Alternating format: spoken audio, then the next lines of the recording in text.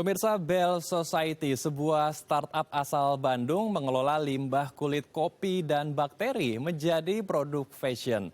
Berbahan seperti sebuah kulit, limbah kopi ini dapat menjadi alternatif kulit sebagai pengganti kulit hewan dan kulit sintetis untuk keperluan tekstil.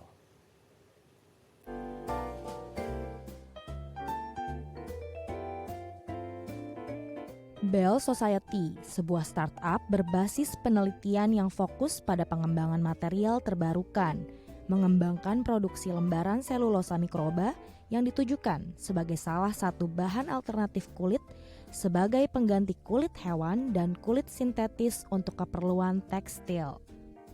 Sejak awal didirikan hingga saat ini, Bell Society telah berhasil menciptakan lembaran selulosa melalui proses fermentasi dengan memanfaatkan limbah kulit kopi dan bakteri dalam pembuatan produk furnitur dan pakaian di Indonesia seperti tas, dompet, dan ikat pinggang.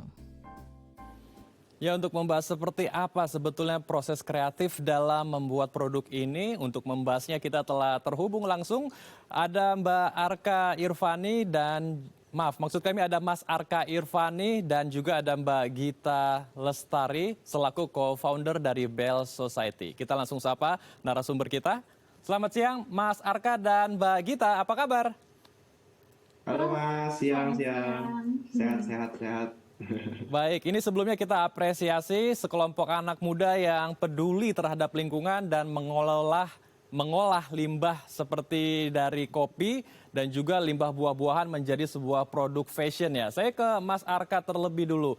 Sebetulnya apa yang membuat Mas Arka membuat produk ini? Apakah karena melihat anak-anak muda kita, anak-anak yang seumuran kita dari mulai generasi milenial dan Z dan juga Alpha suka dengan produk-produk kekinian sehingga ada pendekatan yang khusus begitu ya, dilihat oke, pendekatan fashion ini bisa menjadi stimulan nih agar kita juga bisa tetap trennya kekinian tapi sambil menjaga alam, Mas Arka. Siap. Oke, mungkin dulu kalau ditanya background-nya dari apa, kebetulan kita berdua dulu background-nya biologi. Jadi waktu itu kita emang lagi nyari-nyari material dan ternyata ketemu ada sebuah bakteri yang bisa produksi kulit. Ya, dia produksi material yang menyerupai kulit lah gitu. Nah, itu menurut kita tuh menarik banget. Kenapa? Karena memang tadi ya, balik lagi kita tuh kan lagi ngetren, kita fast fashion, jadi sedikit-sedikit kita selalu bikin produk baru, dan masalahnya ternyata ketika bikin produk baru, karena bahan dasarnya itu plastik, jadinya mereka tidak terdegradasi lah gitu. Jadi kalau misalkan lihat di TPA, itu banyak banget limbah baju, limbah pakaian yang pada akhirnya tertumpuk dan mereka nggak busuk. Mereka ya udah aja numpuk, nggak bisa terdegradasi karena bahan dasarnya plastik gitu. Nah, dari sana kita ngeliat kan, perlu nih sebuah material baru yang kira-kira bisa ngegantiin hal tersebut. Dan itu juga ternyata didukung oleh trennya. Jadi kalau sekarang itu memang di luar dan di dalam negeri juga sudah mulai orang-orang itu menyadari tentang pentingnya sustainability lah gitu. Jadi sustainability itu adalah tren yang mungkin sekarang sudah mulai tumbuh dan semoga kalau buat kita sih itu bukan cuma tren ya, tapi itu jadi kayak lifestyle kita sendiri gitu sih. Oke, jadi gitu. ada misi sosial ya, yaitu menjaga lingkungan dengan menerapkan sustainable fashion. Ini juga menjadi lawan dari fast fashion. Tapi sebelum ke sana saya ingin mengetahui lagi lebih dalam apa saja sebetulnya produknya dan juga bagaimana dengan kualitasnya. Saya ke Mbak Gita. Mbak Gita, tentu kalau mengolah limbah dari kulit kopi ya, menjadi sebuah produk kerajinan yang fashion terutama ini kan pasti kualitasnya berbeda dengan kulit-kulit pada umumnya. Lalu apa pertimbangannya yang harus diperhatikan saat proses pembuatan sehingga ya tidak kalah menarik dan tidak kalah kualitasnya dengan produk-produk yang menggunakan kulit pada umumnya, Mbak Gita? Oke, jadi dari Bell Society sendiri memang kita fokusnya ada di material tadi ya, material terbarukan yang kita sebutnya MTEX. Nah, di Bell sendiri selain kita produksi material, kita juga sebenarnya fokusnya pengen di mengelola berbagai macam limbah. Jadi MTEX itu teman-teman bisa lihat di sini, ini kita bikinnya dari kulit kopi ya.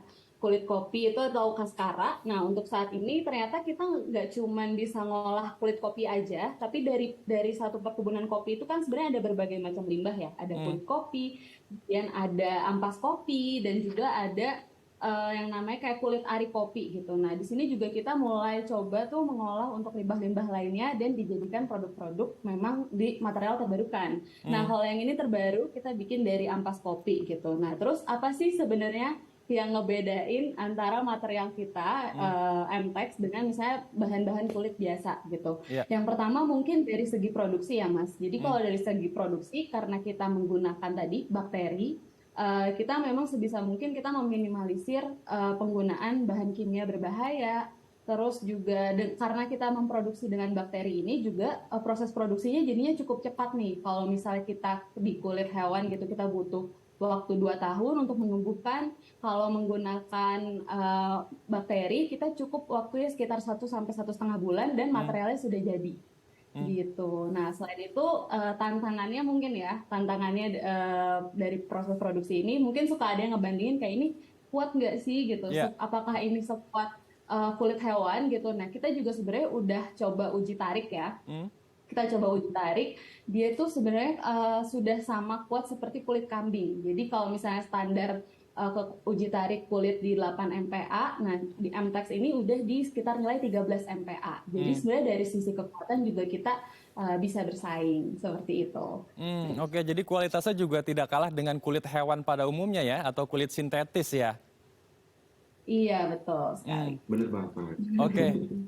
Lalu bagaimana proses pembuatannya, proses kreatifnya? Karena kan harus ada konsep desainnya dulu, desain produk, kemudian ada pengumpulan dari limbah-limbah biji kopi, dan tadi ada dari limbah ampas kopi juga. Itu bagaimana proses pra hingga pasca dari produk ini selesai sampai jadi untuk siap dipasarkan? Siap. Oke, dari sana nih. Dan Mas Arka kalau begitu, Mas Arka. Jadi biasanya gini Mas, kalau misalkan kita tadi kan proses desainnya, nah sebenarnya kalau dari Bells itu karena memang kita menyebut kita itu adalah research company lah gitu. Jadi kita perusahaan yang riset. Kalau untuk desain biasanya kita partneran sama memang desainer-desainer yang pengen bikin produk-produk sustainable gitu. Nah stepnya itu biasanya gimana? Jadi kita basisnya di Bandung, kita ngumpulin limbah-limbahnya dari petani-petani kopi ya. Ada dari Manglayang, Pangalengan, ada Manglayang. Jadi pertama kita kumpulin dulu kulitnya, terus kita bawa di tempat produksi kita yang ada di Bandung juga, di daerah Cilengkrang. Nah di sana kita biarin tuh, jadi kita campur, kita kasih dengan bakteri, kita fermentasiin. Jadi prosesnya fermentasi kita pakai bakteri.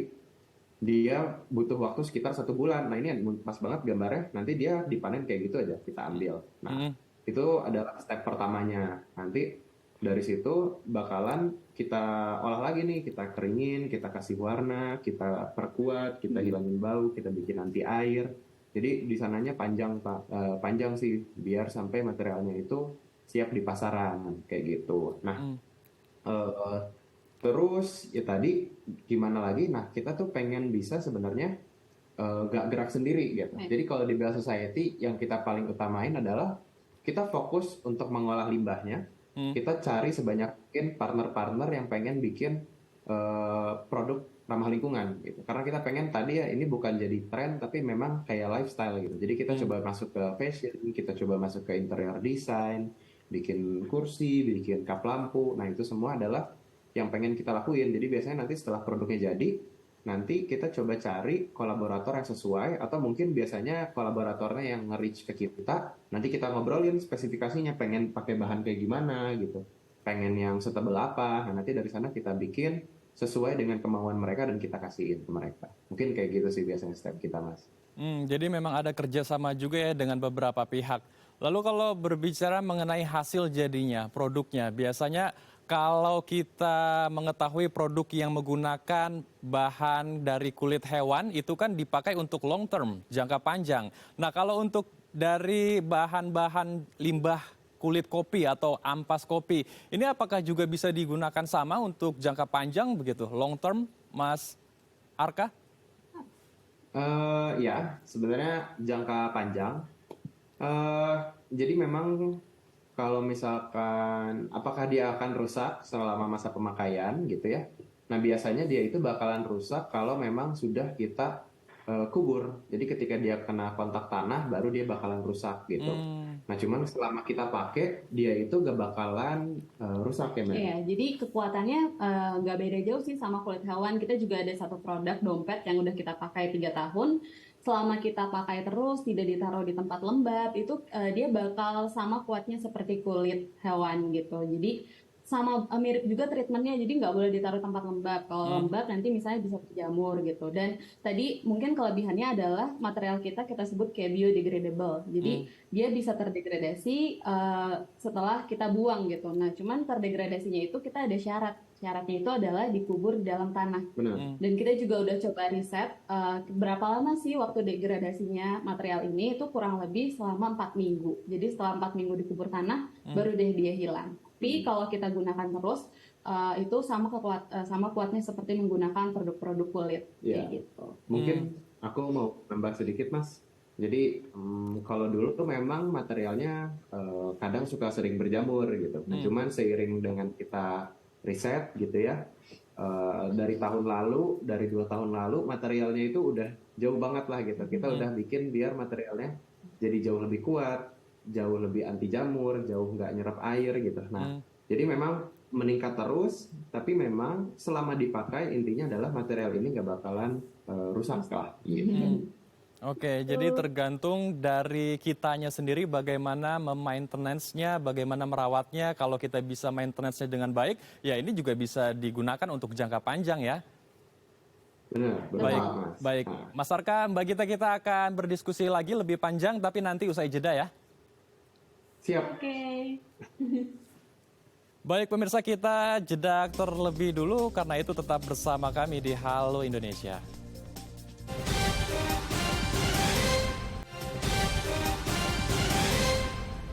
Terima kasih pemirsa, Anda masih bersama kami di Halo Indonesia. Kita akan melanjutkan perbincangan bersama dengan Mas Arka dan Mbak Gita. Saya ke Mas Arka terlebih dulu. Mas Arka, saat ini tren ngopi sudah menjadi budaya baru, sudah menjadi lifestyle. Nah, ini apakah bisa menjadi kesempatan besar juga, peluang besar bagi Mas Arka dan Mbak Gita agar bisa mendapatkan bahan yang banyak, sekaligus juga mengedukasi kepada para pecinta kopi begitu ya. Yuk kita jangan ngopi aja, ternyata selain ngopi sebetulnya ada juga hal-hal positif yang bisa kita lakukan seperti yang dilakukan oleh Bell Society, Mas Arka. Iya, kalau buat saya sih ini kesempatan buat semua orang gitu ya. Jadi dari awalnya mungkin mereka ngopi doang, bukan ngopi doang ya, mereka biasanya ngopi gitu. Nah, ternyata dengan ngopi itu mereka bisa memberikan dampak yang lebih lah gitu ke lingkungan. Mereka bisa ngolah limbahnya, mereka bisa mempengaruhi orang buat kayak oke, kita sekarang lebih baik pakai produk-produk yang lebih sustainable lah gitu. Dan ini juga sebenarnya menarik nih, dari yang awalnya untuk petani, mereka biasanya harvesting, terus mereka ketika panen yang mereka jadi sumbernya itu kan bijinya gitu. Nah, kita sih memang ke depannya ngelihatnya mungkin nggak sih kalau kita memang berkolaborasinya sampai sana gitu, sampai petaninya bisa bikin materialnya dan nanti kita bikin emang itu khas dari daerah itu sendiri gitu. Kalau saya kebayang gitu, misalnya ini kulit ini dari daerah Pangalengan, udah ini khas Pangalengan gitu, jadinya kayak gitu. Dan juga buat kita juga itu apa ya, mungkin itu kesempatan juga ya buat kafe gitu, karena sekarang itu kita pasti pengen punya pembeda gitu, kita pasti pengen punya yang membuat kita lebih menarik buat tempat lain. Nah, karena memang tren sustainability-nya itu juga lagi naik, kalau menurut kita ini juga hal yang bagus nih buat di kafe-kafe mulai dimasukin gitu. Mereka mencoba ngolah limbahnya nggak harus ke kita gitu, maksudnya mungkin bisa aja mereka mulai milah sampahnya atau kayak gimana. Jadi menurut kita yang jadi kesempatannya itu sustainability-nya itu, jadi orang-orang bisa mengedukasi sambil menaikkan nilai-nilai dari brand yang mereka bikin juga lah gitu sih. Oke, ini keren sekali ya. Jadi ada benar-benar misi sosial yang disebarkan ke masyarakat luas ya, sustainable fashion. Nah, saya ke Mbak Gita. Mbak Gita, kalau tadi kita berbincang mengenai edukasi atau hal-hal positif yang bisa disebarkan melalui wadah atau startup dari Bell Society, kalau dari sisi para petaninya sendiri, apakah juga ada benefit untuk mereka begitu? Karena kan biji kopi juga sangat luar biasa di Indonesia. Apakah ada sharing profit atau mungkin ada edukasi juga yang diberikan kepada para petani kopi kita agar mereka juga semakin berkembang dan semakin dikenal di mancanegara, Mbak Gita? Oke, jadi itu benar banget ya. Jadi nggak cuma kita produksi doang, tapi memang kita bekerja sama juga dengan petani-petani kopi. Untuk sekarang sih masih di sekitar Bandung ya. Jadi untuk limbahnya sendiri, jadi untuk informasi aja, mungkin satu perkebunan itu sekali panen bisa misalnya 5 ton cherry kopi gitu. Dan ketika mereka masuk ke proses pulping gitu atau pemisahan antara biji kopi dan kulit kopi, itu setengahnya itu adalah bagian dari kulit kopinya. Jadi kalau misalnya panen 5 ton, bisa 2,5 tonnya itu adalah kulit kopi. Yang biasanya itu mereka bisa buang aja gitu, atau mungkin mereka taruh di perkebunan dan dijadikan kompos gitu. Tapi kalau misalnya memang lagi musim panen dan mereka punya banyak banget cherry kopi yang dipanen, nah hal itu juga bisa jadi suatu masalah sih. Kita pernah misalnya kita jalan-jalan ke Pangalengan, tiba-tiba kanan kiri kok banyak gundukan yang dipenuhi lalat gitu, kok banyak gundukan. Pas kita cek, oh ternyata itu kulit kopi yang dibuang begitu saja misalnya di pinggir jalan. Nah, jadi dari situ kita juga sebenarnya ngajakin sih ke petani kopinya, Pak, daripada dibuang, gimana kalau misalnya kita beli gitu. Jadi kita juga ada kerjasama, jadi si limbah itu biar petaninya juga sadar kalau oh ini bisa dikumpulin loh, dan ternyata bisa dikonversi atau diubah menjadi suatu hal yang lebih ada nilainya gitu. Jadi untuk para petani sendiri biasanya kita memang kerjasama, kita beli si limbahnya agar kayak ada keterikatan juga. Dan kita juga memang tadi sudah disampaikan oleh Arka, harapannya ke depannya ya memang pengennya sih bisa pabrik-pabrik dari Bells ini bisa ada di dekat perkebunan kopi dari petani itu sendiri gitu. Jadi mereka bisa coba mengolah si kulit kopinya itu menjadi lembaran-lembaran yang nantinya bisa kita gunakan untuk di industri fashion. Seperti itu, Mas. Oke, luar biasa. Lalu apakah ada edukasi juga atau semacam training begitu yang diberikan ke petani kopi agar mereka juga bisa berdikari ya, bisa benar-benar bisa mengelola limbah biji kopinya dia menjadi sebuah produk yang sangat luar biasa dengan menerapkan tentunya sustainable fashion itu, Mbak Gita? Oke. Oh, jadi itu Boleh, kalau Mas iya, Arka mau jawab juga silakan. Boleh. Kebetulan kita memang lagi explore ya untuk kayak gitu. Nah, cuman memang kita kan pengennya ketika sudah menyebar, kita pengennya itu keberhasilannya tinggi gitu. Jadi maksudnya kita nggak pengen ketika bikin terus ternyata banyak yang gagal gitu. Jadi sekarang kita pengen banget kayak gitu. Kita juga udah mulai latihan, sebenarnya ada beberapa spot yang kita training. Nah, cuman kita mungkin belum open to public banget gitu. Jadi buat sekarang kita trial, kita pengen banget kayak gitu. Emang udah di timeline-kan juga ke kita untuk ke arah sana. Tapi kita lagi jatuhnya mungkin menyelesaikan risetnya ya. Jadi biar ketika diimplementasiin di orang, keberhasilannya tinggi lah. Mungkin kayak gitu sih, Mas. Oke, ini luar biasa sekali ya, dari sustainable fashion ternyata ada banyak impact atau dampak yang bisa dihasilkan mulai dari lingkungan kita menjadi lebih asri, terjaga, dan juga bisa memberikan keuntungan pundi-pundi rupiah untuk kita dan orang-orang di sekeliling kita yang bekerja sama dengan kita. Tapi permasalahannya begini, saya ke Mas Arka. Mas Arka, kalau kita berbicara sustainable fashion, ini di luar negeri sangat luar biasa marak, luar biasa masif. Tapi kalau di Indonesia sendiri, ini enggan begitu. Karena mungkin melihat barang-barang sustainable fashion harganya lebih tinggi daripada barang-barang yang pada umumnya di pasaran. Kalau orang-orang yang ingin merubah gaya hidup atau behavior, ini kan tentu butuh proses ya, butuh waktu begitu. Penyesuaian yang harus dilakukan dalam daily life mereka. Mulai dari mana Mas Arka agar kita juga bisa mengubah gaya hidup kita lebih ramah lingkungan dan aksi kita pun juga betul-betul ada dampaknya bagi bumi kita, Mas Arka. Terutama dalam fashion ya, karena limbah fashion ini menjadi limbah yang paling banyak, salah satu limbah yang paling banyak yang dihasilkan. Siap. Nah, mungkin kalau ini kan ngomongin sustainability ya. Jadi sustainability kan sebenarnya luas banget ya. Jadi nggak harus kita menggunakan produk yang ramah lingkungan, tapi bisa juga dengan kita melimit, kita mau dengan melimit impact kita ke lingkungan lah gitu. Jadi kita milih misalkan mau keluar apakah Pakai mobil pakai pribadi mobil pribadi atau atau kita transportasi umum, atau misalkan kita mau makan di luar nih gitu, kita lapar gak gitu. Kita mau beli barang, kita butuh atau enggak gitu. Nah mungkin ini hubungannya ke yang tadi tuh statement kedua. Kalau biasanya produk-produk ramah lingkungan atau yang branding sustainability itu biasanya harganya mahal. Nah itu emang sering kita lihat ya, emang itu problem yang kita tackle sekarang gitu.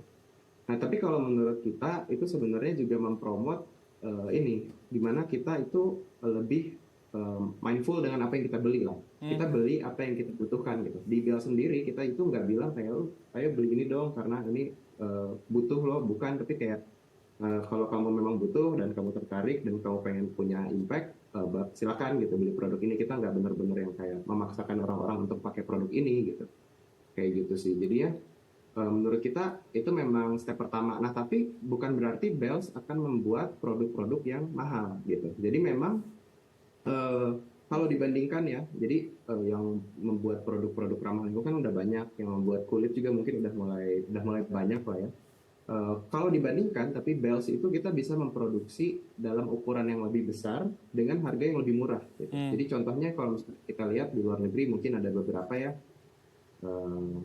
ya pokoknya ada yang mereka bisa bikin juga gitu. Mereka itu biasanya menjual dalam ukuran 1 meter itu bisa harganya 150 euro. 100 euro atau mungkin yang paling murah yang kita lihat itu ada di $60 lah ya, $60. Jadi 700.000 ke atas gitu kan, yang mahal lah. Tapi kalau di Bells kita pengen itu jadi lebih affordable. Jadi kita pricingnya ada di bawah mereka mungkin sampai setengahnya harga kita. Karena kita yakin juga sih kalau misalkan harganya mahal, memang goalsnya itu mereka jadi lebih mindful dengan apa yang mereka beli, tapi impact-nya bakalan ketahan nih gitu. Jadi kita selalu mencoba biar menekan harganya juga lebih murah. Dan kalau misalkan kita bisa menyebarkan impact-nya gitu ya, maksudnya menyebarkan teknologinya gitu, ini harganya itu bisa jadi lebih murah daripada kulit biasa. Nah itu bisa kita raih lah gitu. Tapi memang kita perlu bikin steppingnya yang baik lah gitu. Mungkin untuk awal-awal tadi kita dulu bangun lifestyle-nya gitu ya. Ketertarikan orang-orang perlu kita bangun dulu lah gitu sih sekarang. Baik Mas Gita. Kita harapkan pemirsa di rumah mendapatkan banyak insight baru ya. Intinya jangan FOMO membeli berbagai macam barang yang sepertinya kita tidak membutuhkan, dan harus mindful ya. Kita harus sadar dalam berbelanja juga, dan pastinya kita juga harus bisa mulai mengubah gaya hidup kita, lifestyle kita dengan menerapkan sustainable fashion untuk menjaga bumi kita di masa depan. Terima kasih Mbak Gita dan juga Mas Arka telah berbagi inspirasi bersama kami di Halo Indonesia. Salam sehat teman-teman. Terima kasih banyak. Terima kasih. Pemirsa, Lydia Leng akan menjadi penyanyi yang akan mengisi konser musik 15 tahun Dai TV yang menyebarkan kebaikan di daerah Medan, Sumatera Utara. Usai jeda informasinya tetap bersama kami di Halo Indonesia.